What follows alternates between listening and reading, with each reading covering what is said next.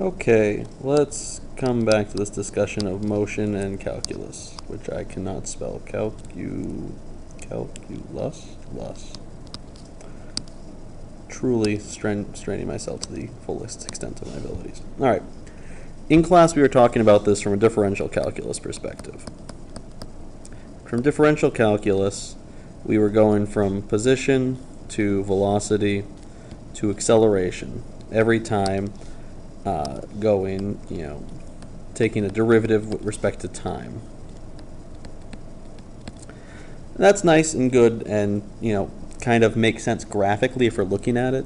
Velocity is the slope of a position graph, how far the rate of change of position with respect to time. Acceleration is the rate of change of velocity. It's the slope of a velocity graph. This time, though, let's look at it from the perspective of integral calculus.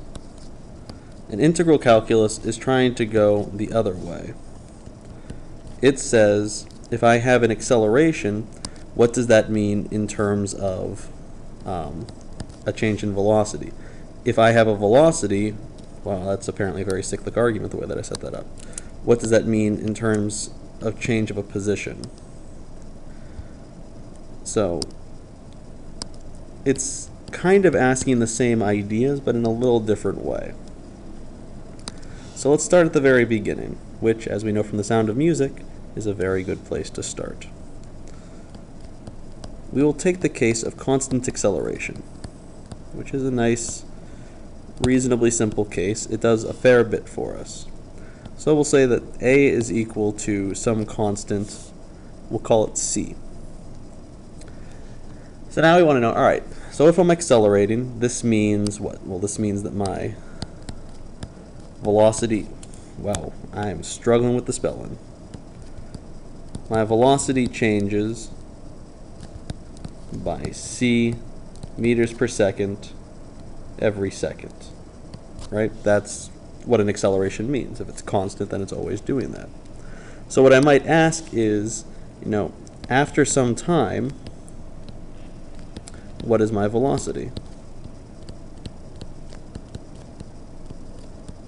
It's a reasonable question to ask, right? I want to know if I step on the gas for a little while, how fast am I going? Practical. Mathematically, we could think of that, well, if it's constant, if every second I go up by c meters per second, then, my velocity at some time t should be my initial velocity plus my acceleration times time, right? Every second, this is my delta v, so it's my initial velocity plus my change in velocity is my velocity at some time. How do we get to that? Well, if we're going to look at this formally, we say that we're going to define the change in velocity as the integral of the acceleration with respect to time. So again, in English, the change in velocity is the integral, that's this doohickey, of the acceleration with respect to time. WRT tends to mean with respect to. I can only write so much. Now, if I was being a good little boy, I would put possibly some limits on this integral. So we would think of this as starting at 0 and then ending at t. So that means that this delta v is v of t minus v of 0. Alright? I know it's a lot of stuff to take in, but just, pause the video for a second if you want and reflect on this. That, we're saying that the change in velocity is related to the integral of acceleration. So, graphically, what does this mean? Well, let's take a look at an acceleration time graph. Let's see if I can draw a slightly better line. So we said we had constant acceleration, so it's just straight across. So if I want to know what the change in velocity is, well, we said that that change in velocity looks like, so delta v looks like a times t. Right? So a times delta t, well, let's say here's my delta t. Here's a. So a delta t is this area. So this is equal to a delta t, which we're claiming looks like delta v. Turns out it actually is. But that was kind of our logic. All right, so the idea of this is to say where the derivative we had related to the slope of a curve, we're going to say the integral is related to the area under a curve. So the integral is related to the area under a curve. We clearly need some initial point and some final point when we're calculating this. And it's only telling us, this is related, it's a delta v. So, it's not enough, it's only going to tell us what the change in velocity is. So when we look at this, this is the thing that was our area. We still need this term if we want to know the final bit, but that's getting ahead of ourselves. So what if we had a more complicated case? Let's say that we had the velocity we had described. So that wound up being a linear velocity. And so now I want to know what is delta x for some interval. Well, by the same reasoning, it should look like v delta t. Right? Distance time, or speed times time should give me some aspect of distance. Now if we look at this, here's my delta t. But the question becomes, what value of v should I use? The argument we want to make is that it's still going to be the area under the curve that we're interested in. That doesn't change. So calculating the area under this curve becomes a little tricky. If we look at it, we could probably make some argument to convince ourselves, oh, it's this big triangle here, minus the smaller triangle here. And that's, in fact, what it turns out to be. But you can see this starts to become kind of tricky. So we want to have a simple rule for this. Well, if we look, just like when we talked about derivatives, we saw that we kind of went from a quadratic to a linear function to kind of a flat function to 0, basically, which is very boring. We're going to find the opposite happens with integrals. So if I integrate a boring 0 function, I'm going to get a constant. So what we should always check, differentiation and integration wind up being inverse functions of each other, basically, like addition and subtraction, like multiplication and division. So a good check to ask, if I differentiate, does this work?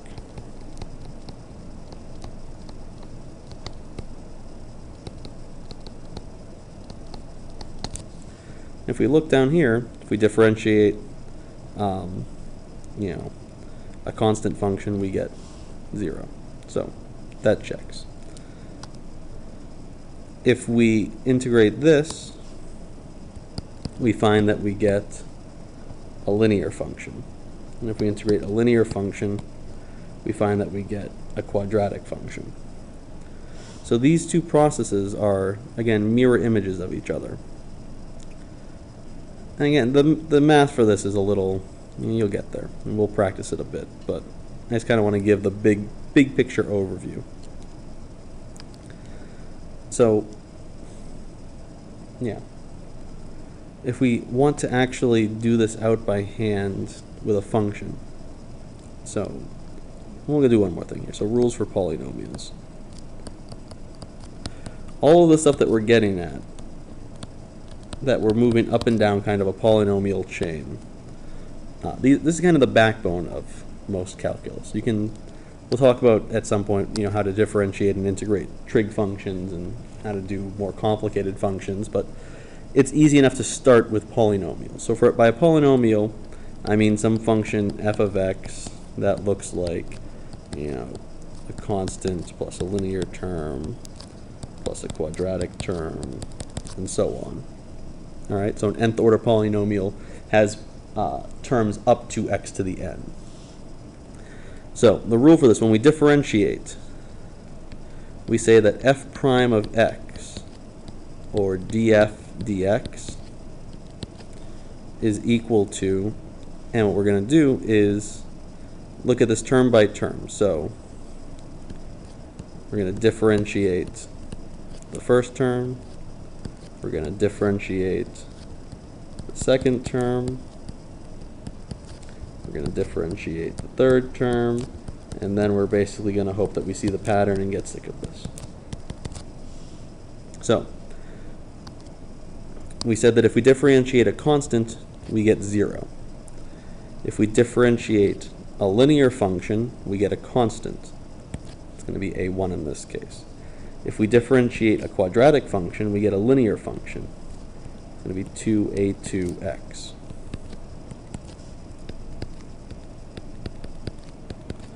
And the rule is that if f of x is an x to the n, then f prime of x is an x to the n minus 1.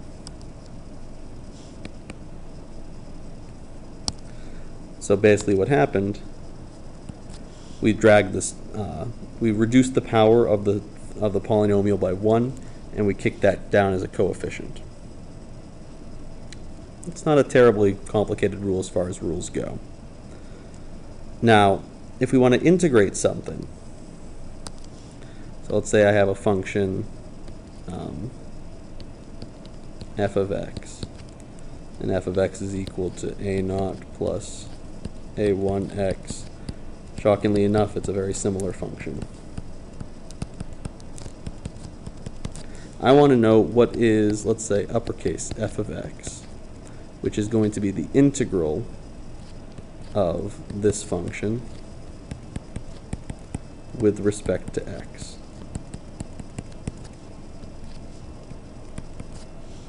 All right, and again, that's how we're writing this. In this case, as a side note, I'm going to be lazy. This is the indefinite integral. It is the indefinite integral because there are no limits. So this is only good up to an additive constant that we'll see when I get to the answer. And so just like before, this is going to be broken up term by term. So I'm going to integrate the first term. I'm going to integrate the second term. I'm going to integrate the third term. And so on and so forth for any other terms that we want to kind of toss into the mix. And whereas with differentiation we lowered the power by 1, here it turns out we increased the power by 1. And there's going to be a weird quirk to this where we divide by the new power. So if f of x is an x to the n, then f of x, capital F of x, which again is the integral of f of x dx, is equal to 1 over n plus 1 an x to the n plus 1. And the idea is that this has been kicked up, is up 1. and the new power is down here. Why, you might ask? Well, if I differentiate, if I take the derivative of f of x, then the derivative of this new f of x, not dt, whoops, dx, should be f of x. I should be able to go backwards. So I need to pull down this n plus 1 and get rid of that leading term. Now, when I say this is good up to some additive constant, that means that there tends to be some plus c here. And why is this plus c important? Well, if this is good up to some additive constant again, when I take a derivative, what happens to c?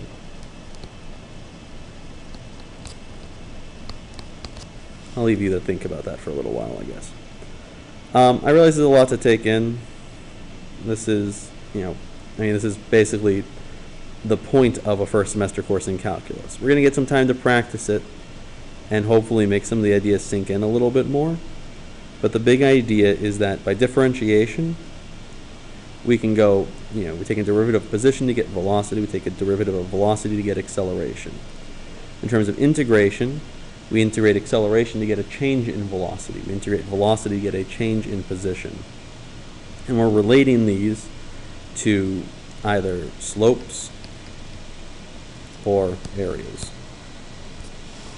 So, we'll talk about this more, but this might be a useful thing to refer back to as time goes on.